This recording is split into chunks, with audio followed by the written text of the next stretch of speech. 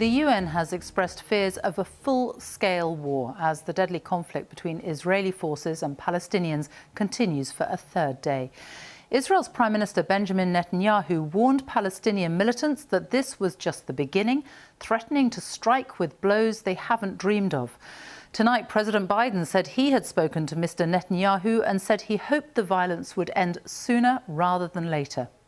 At least 65 Palestinians, including 15 children, and 6 Israelis are reported to have been killed since Monday. In the past few days, Palestinian militants have fired a mass barrage of rockets into Israel, including on Tel Aviv. And Israel has carried out a heavy bombardment of Gaza, launching hundreds of airstrikes. Tensions have been growing in Jerusalem, partly fueled by a long-running threat to evict Palestinians from their homes in East Jerusalem. It all came to a head on Friday at Al-Aqsa Mosque. The site where it stands is highly sensitive, sacred for both Muslims and Jews. Israeli police used CS gas and stun grenades at the mosque, and Palestinian youths threw rocks at them. Here's our Middle East correspondent, Tom Bateman.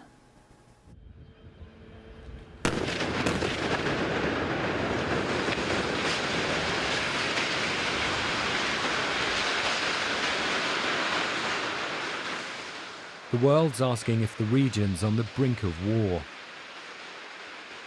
People who work to this feel it's already here.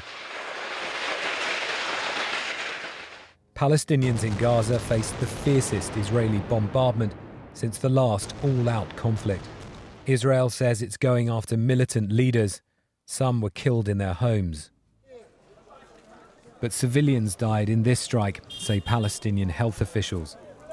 In Gaza, a territory under blockade, grief quickly turns to anger.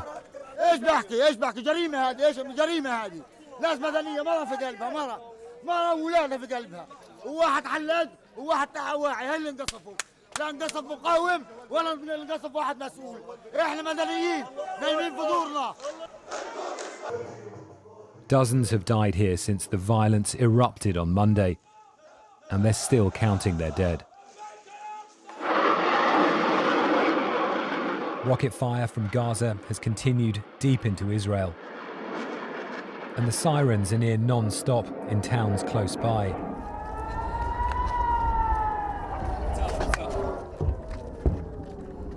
Whoa, okay, that's an interception. Let's get in. Jimmy. As we've heard airstrikes pound the Gaza Strip just a couple of miles away throughout the course of this morning into the afternoon. More retaliation, more fire from Gaza. Under fire, Asher and his son Maor ran for safe room. But their neighbour, an 89-year-old woman, didn't make it. She's seriously injured. Her carer died in the strike.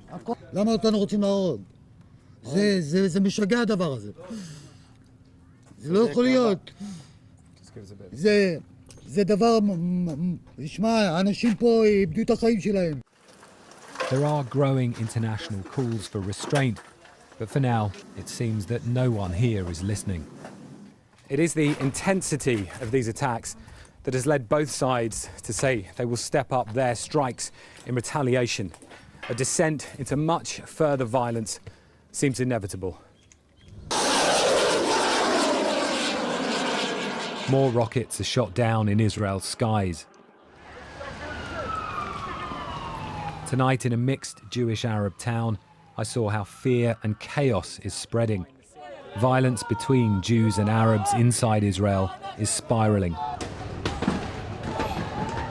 Here, Jewish extremists attack an ambulance and then check a car to see if Arabs or Jews are inside.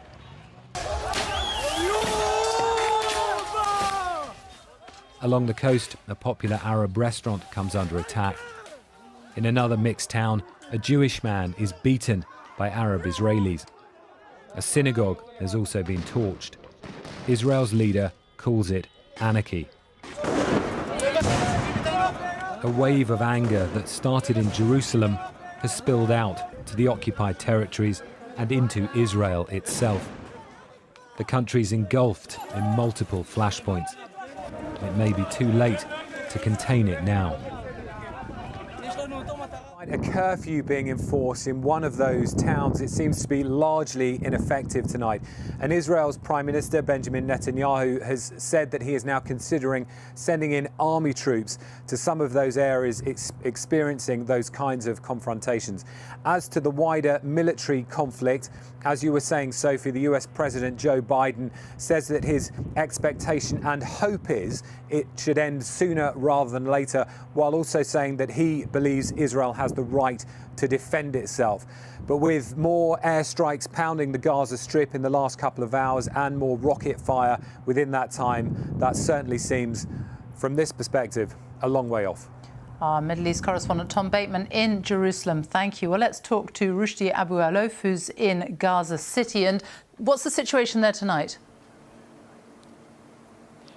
The sound of bombs and airstrikes are continue shortly after midnight here in Gaza. It's been the longest day of fighting since years.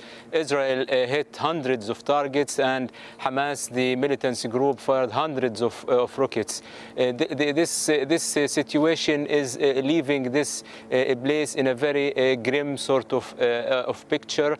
People are suffering from the sound of sonics, the sound of bombing, a very angry and shocking mood to see the scale of destruction around the Gaza Strip after this very long day and very long night of fighting. And it doesn't seem the night is over yet. In the last 5 minutes, the Israeli airplanes have targeted a place in Khan Yunis. They are talking about also casualties in the place, and the latest Health Ministry figure is talking about more than 60 people killed. Half of them are civilians. Rushdie Abu-Alof, thank you very much.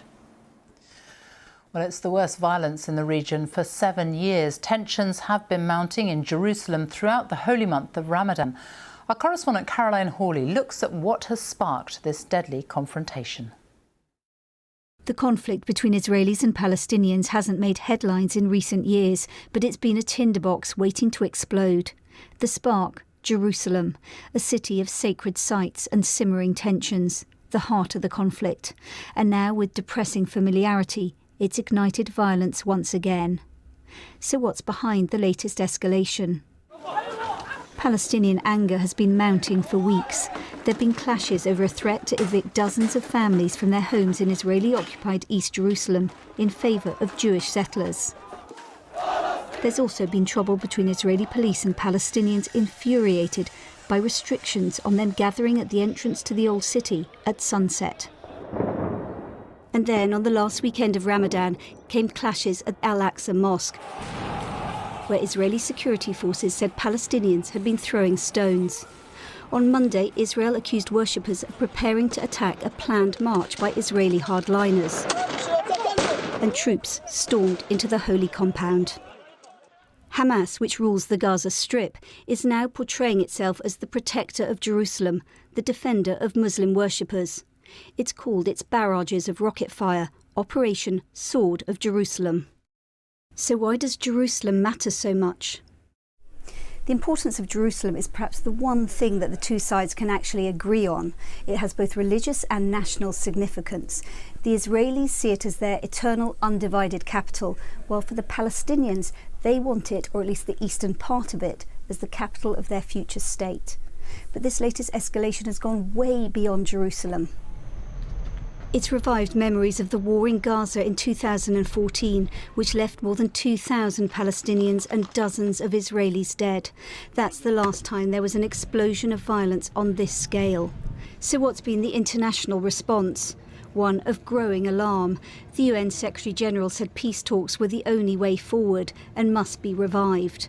Boris Johnson and the Americans urged Israelis and Palestinians to step back from the brink. We believe Palestinians and Israelis equally deserve to live with safety and security. And we'll continue to engage with Israelis, Palestinians, and other regional partners to urge de-escalation and to bring calm. But for now, neither side show the slightest sign of backing down. And as so often, it's civilians on both sides paying the price. Caroline Hawley, BBC News. And there's more explanation of what's happening on the BBC News website. That's bbc.co.uk/news.